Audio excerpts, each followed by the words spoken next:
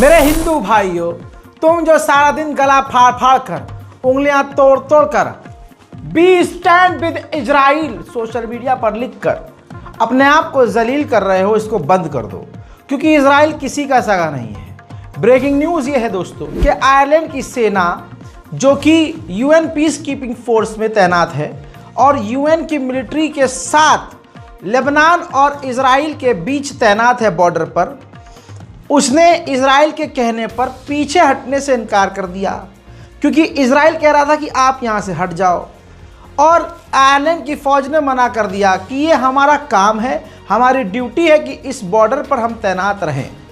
इस पर इजरायली इतने भड़क गए कि अब सोशल मीडिया पर इजरायली मांग कर रहे हैं। क्या कुछ पोस्ट आपके सामने रख रहा हूँ दोस्तों। ये तो पहली रिपोर्ट है जो स्क्रीन पर आपके सामने है। इसके बाद इस रिपोर्ट के अंदर कुछ पोस्ट हैं। मेरे दोस्तों, इसमें ये मांग कर रहे हैं कि इजराइल को यानी हमको आयरलैंड पर कब्जा करना चाहिए और आयरलैंड में इजरायली सेटलर्स के लिए, इजरायलियों के लिए, हमारे अपने यहूदी भाइयों के लिए एक इजरायली कॉलोनी बनानी चाहिए। वहीं अमेरिका के इस व्यक्ति को मैं आपको दिखा चुका हूं जिसका अकाउंट सीज हो चुका है। इस बंदे ने तो क्लियर कट कहा, अमेरिकी अधिकारी ने, कि जो सेना पीछे नहीं हट रही है यूएन की, उस पर कारपेट बम मार देना चाहिए। उधर एक बंदा और ये लिखता है इजरायली कि जो आयरलैंड की फ़ौज यूएन की है जो तैनात है वहाँ पर, उस पर बम मार दो, आग फेंको, उनको पीछे खदेड़ो, वहाँ से भगाओ, ये लेबनान और हिजबुल्लाह के साथी हैं और इनको कत्ल कर दो और इनके इलाकों पर कब्जा करो। ऐसी ऐसी बातें अब यहूदी कह रहे हैं। याद रखिए, एक पूरा देश, एक पूरा जो ज़बरदस्ती का देश बना हुआ है, वो पूरा कट्टरवादी है और एक तरह से हैवानियत पर उतरा हुआ है। अगर आप इसकी बात मानोगे तो आपको ये कुछ कहेगा नहीं, ना आपकी तारीफ करेगा, लेकिन आप अगर विरोध कर दोगे तो ये सीधा आपसे जीने का अधिकार छीन लेगा और आप पूरा दिन शाम उठते बैठते be stand with Israel, be stand with Israel. अबे हाल ऐसा है आपका कि आप लहंगा रोटी पे रख के खा रहे हो, गू खा रहे हो, पेशाब पी रहे हो, बात इजरायली कर रहे हो। उधर इजराइल कमाल अदवान हॉस्पिटल पर खतरनाक गाजा के अंदर बमबारी कर रहा है।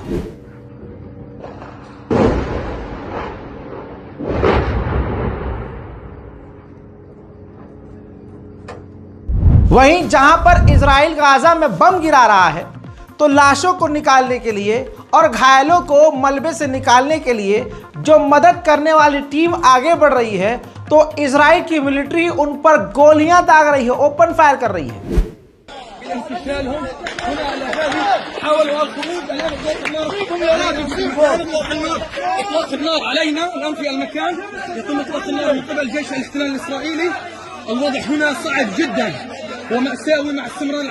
الآن تمكنوا من الخروج من هذه المنطقة. إطلاق النيران الآن على المواطنين، إطلاق النيران بشكل كثيف جدا في هذه المنطقة. امسح محمد.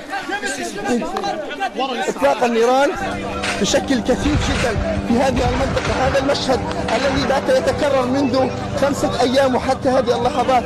يغلق جيش الاحتلال هذه المنطقة كما نشاهد. المواطنون الآن تحت النيران نزحوا من هذه المناطق. الآن يعني إجلاء أحد المصابين وهم من النساء بعد القصف المستمر في هذه المنطقة. هذا مفترق الموت كما يصفه المواطنين. الآن إجلاء أحد المصابين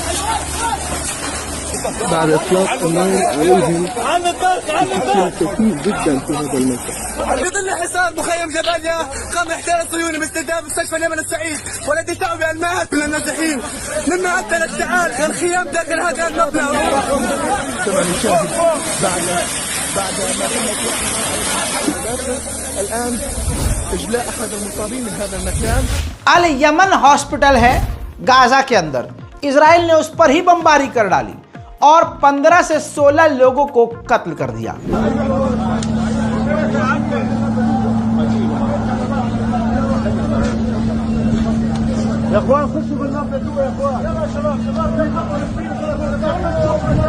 वहीं खान यूनिस में 3 एड मेडिकल पर्सन्स को, यानी जो मेडिकल से जुड़े हुए 3 अधिकारी थे, इजराइल ने उनको भी जबलिया कैंप में गोली मारकर कत्ल कर दिया है। वहीं मेरे दोस्तों, अल जजीरा के एक और पत्रकार को गाजा के अंदर, ये जो व्यक्ति आपको बोलता हुआ नजर आ रहा है, ये अल जजीरा का चैनल का कैमरामैन है।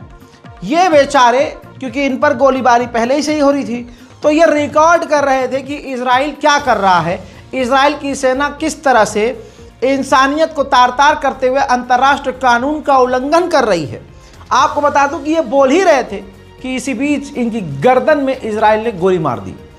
अब कहा जा रहा है कि अभी तक फिलहाल मौत नहीं हुई है, लेकिन अस्पताल में भर्ती है और बचने की आशंका काफ़ी कम है। इसी तरह से गाजा के जबलिया के इलाके में एक और फोटो जर्नलिस्ट को इजराइल ने गोली मारकर कत्ल कर दिया है, ताकि इजराइल जो गाजा के अंदर कर रहा है उसकी तस्वीरें दुनिया न देख सके। उधर नॉर्थन गाजा में इजराइल ने 3 अस्पतालों को घेरा हुआ है। देखिए 3 ये अस्पताल हैं, एक का नाम है कमाल अदवान, दूसरा है इंडोनेशियन, तीसरा है अल यमन अस सईद हॉस्पिटल। इन तीनों अस्पतालों को इजराइल ने घेरा हुआ है। उधर ह्यूमन राइट ऑर्गेनाइजेशन ने कहा कि गाजा का जो इलाका है वो अपने इतिहास में और अपने इस पूरे जिंदगी में सबसे खतरनाक वॉयलेंट जेनोसाइड फेस कर रहा है। गाजा के अंदर अब तक 42,010 फिलिस्तीनियों की आधिकारिक तौर पर आंकड़ों में जो लिखा है मौत हो चुकी है। वहीं इजराइल ने गाजा के अंदर 2 लाख और लोगों को जगह खाली करने का आदेश दे दिया है। उधर यूएन की तरफ से खबर यह आई है कि 4 लाख लोग नॉर्थन गाजा में फंसे हुए हैं, न वो इधर आ पा रहे हैं न वो पीछे जा पा रहे हैं, और इजराइल कभी भी उनको कत्ल कर सकता है। आइए अब फिलिस्तीन का अपडेट दूं तो इस शख्स को वेस्ट बैंक में रेड के दौरान इजराइल की फौज ने गोली मारकर कत्ल कर दिया।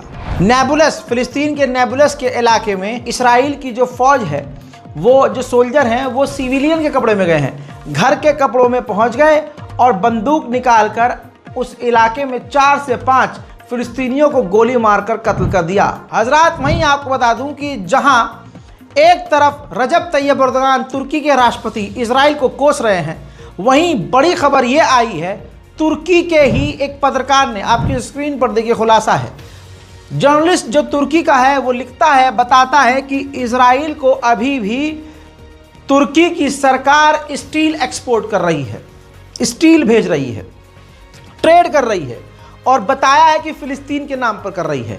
यानी सामान इजराइल को भेज रहा है तुर्की, लेकिन फिलिस्तीन के नाम पर, और इजराइल के साथ पूरी तरह से डील चल रही है, काम चल रहा है। वहीं रजब तैयब एर्दोगान को मैं कुर्दोगलू क्यों कहता हूं, आज पता चला। अब इस रिपोर्ट में देखिए, रजब तैयब एर्दोगान दूसरी तरफ इजराइल को कह रहे हैं कि ये ज़ियोनिस्ट टेररिस्ट हैं, ये ज़ियोनिस्ट टेररिस्ट ऑर्गेनाइजेशन है, और प्रधानमंत्री जो नेतन्याहू हैं वो एक आतंकवादी हैं, क्राइम मिनिस्टर हैं।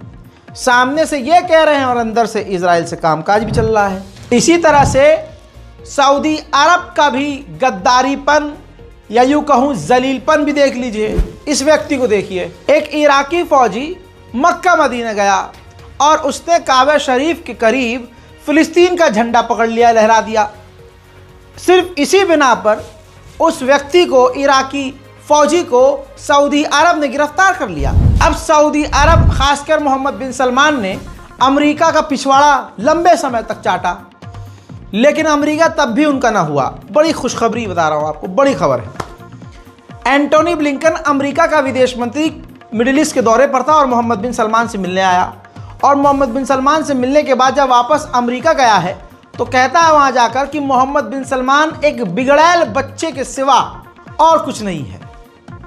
तो यानी मोहम्मद बिन सलमान ने इतना कुछ किया और अमेरिका के इशारे पर चल रहे हैं, लेकिन इसके बावजूद अमेरिका का विदेश मंत्री उन्हें बिगड़ैल औलाद कह रहा है। वहीं फिलिस्तीन के अंदर जो इब्राहिमी मस्जिद है, इजराइल ने उस मस्जिद को मुसलमानों के लिए बंद कर दिया है, मुसलमान नहीं जा सकते, लेकिन यहूदियों के लिए परमानेंट उस मस्जिद को खुला रखा है और आईडी चेक कर करके सिर्फ यहूदियों को जाने दिया जा रहा है और मुसलमानों को उनकी मस्जिद से दूर कर दिया गया है। ठीक इसी तरह से बैतुल मुकद्दस में यहूदी तो जा रहे हैं लेकिन मुसलमान घुस नहीं पा रहे हैं। देखिए,